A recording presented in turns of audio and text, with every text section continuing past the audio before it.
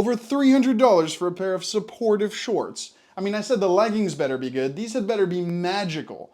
They do have that same dial system that worked wonders on those though, so let's see how that plays out on court. Today I'm taking a look at this $450 pair of supportive shorts. Again, very expensive, but stay tuned because I'm going to talk about the good, the not so good, and who they might be best for. So up until they released this short, Stoko's main business model was based around supportive tights that go down below the calf, and their main function was knee support. If you haven't watched my review of the original Flux, you can go watch that now for a bit more information. I'll also be reviewing the second generation in the fall, but they certainly work and for a variety of different sports. Obviously, since these are shorts and they cut off above the knee, they're not designed for knee support, so then what's the point? These Stoko shorts have a lot of the same technology that makes their leggings so special, but they're designed to support the lower back and the hips, which lucky for me is something I've been looking for a while. I've been nursing an ankle injury for the better part of a year now, and one of the issues that comes from playing through that injury is compensation. We all know that the body is a kinetic chain. When one thing breaks, you try to avoid it, and you end up putting more strain in other areas.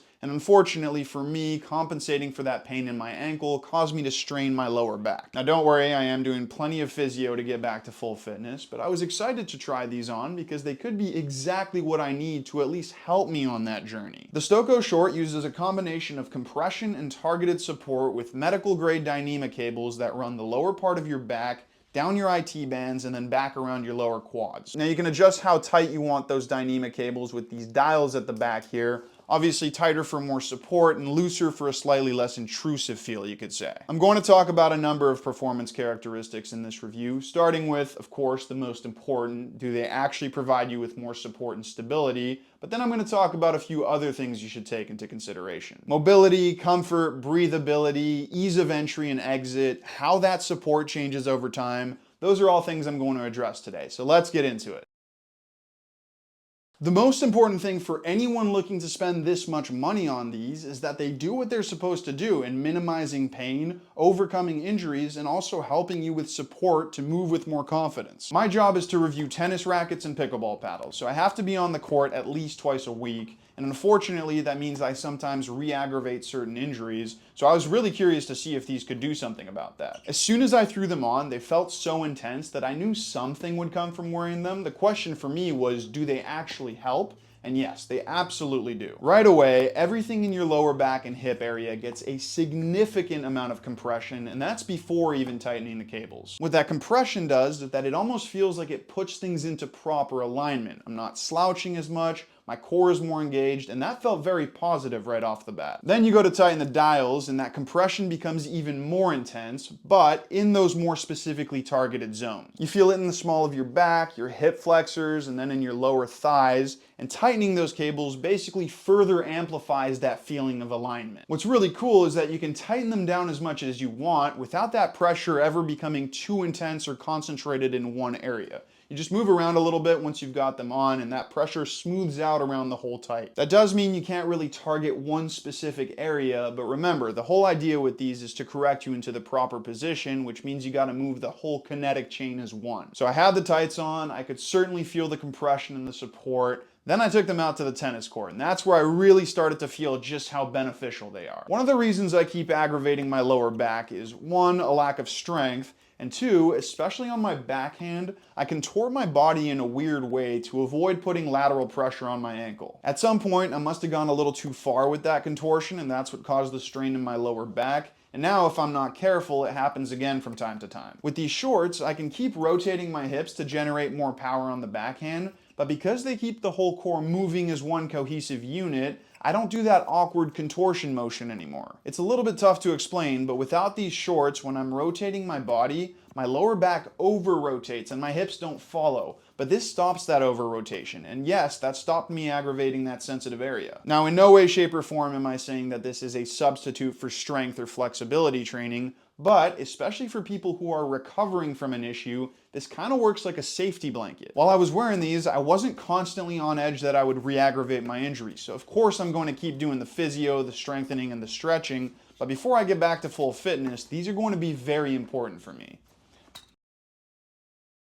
So the support and stability is great, but can you move around as efficiently with these as you can without them? Because, especially in tennis, being quick and reactive is very important, And I will be honest, I don't feel as quick with these. Now, I am the type of person who likes a very non-intrusive feel from their gear. I prefer more comfortable shoes over supportive ones, for example, and I've never been the type of person who wears compression underwear. Now, it's really not over the top. It's not like you feel boxed into a cage or claustrophobic when you're wearing these, but playing sports is all about marginal differences, and the marginal differences are here with these, so I figured I'd mention that. Here's what I'll say about that. If you have back or hip problems, that slight loss in mobility is 100% worth that extra support and stability, so that's a no-brainer. The question is more for players who don't have issues but want to prevent potential issues from happening. That's where it becomes a bit more personal preference. If I didn't have this injury, I probably wouldn't wear these, but on the flip side of that, if you're fine with compression gear, these don't restrict mobility much more than anything else. The way they've designed these shorts, and especially the way they lay these Dyneema cables, is extremely ergonomic, where you feel it, but it's not overwhelmingly restrictive in any way. It's actually quite impressive because these cables are so strong in the direction they're supposed to be to provide support, but they're also extremely flexible everywhere else, which is why these aren't really that much more intrusive than a standard set of compression shorts. They also break in extremely well, which I will talk about a little bit more in the next section.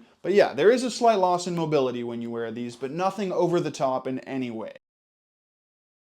Comfort here is top notch, and that goes back to what I was saying about the pressure being really well evenly distributed even when you tighten down those dials. Even breathability is pretty good. Now this is quite a dense compression material, so you're not going to feel a fresh Alaskan breeze down there, but this is a short. They're not covering your knees, so they won't be too hot even when it's 30+ degrees outside. The only thing to note regarding comfort are the two dials at the back. If for whatever reason you fall on your back, you're probably going to smash into them. For non-contact sports like tennis and pickleball, that's obviously pretty much a non-issue, but it could become more of a problem if you play soccer, basketball, or anything where falling is more common. I also feel them when I'm driving or sitting on the bench at a tennis court, but that you get used to really quickly. In terms of ease of use, the reason I want to talk about this is that if you have used Stoko leggings in the past, you'll know they're a real pain to put on. These are much easier, in fact. Other than squeezing into that super compressed material, they're pretty much like any other pair of compression underwear. I will say you do have to bring them up pretty high to get these dials sitting in the right area for that lumbar support, but that's about it. They're really not that hard to get on and off. You just pop open the cables, then you can loosen everything, put them on,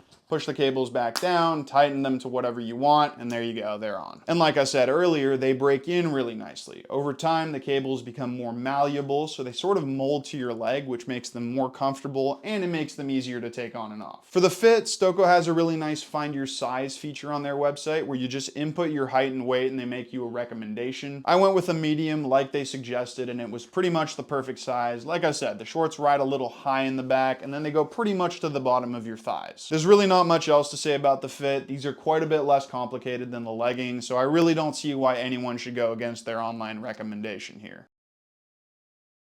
So these are obviously a great supportive short that absolutely accomplish what they're supposed to do, which is provide a solid amount of support in the lower back, hip, and core area. Of course, they are very expensive, so whether or not they're worth it is really up to you, but what I will say is that if these allow you to play the sport you love, they're gonna feel like the greatest investment ever. For people trying to overcome injuries, or if you wanna minimize your pain, I highly recommend them. And if you haven't had any issues, but you're sold on this idea that these can help correct your technique, then yes, definitely give them a shot as well. With that said, that is going to be the end of this video. Thank you so much for watching, and if you do want to try them, you can check them out at stoko.com.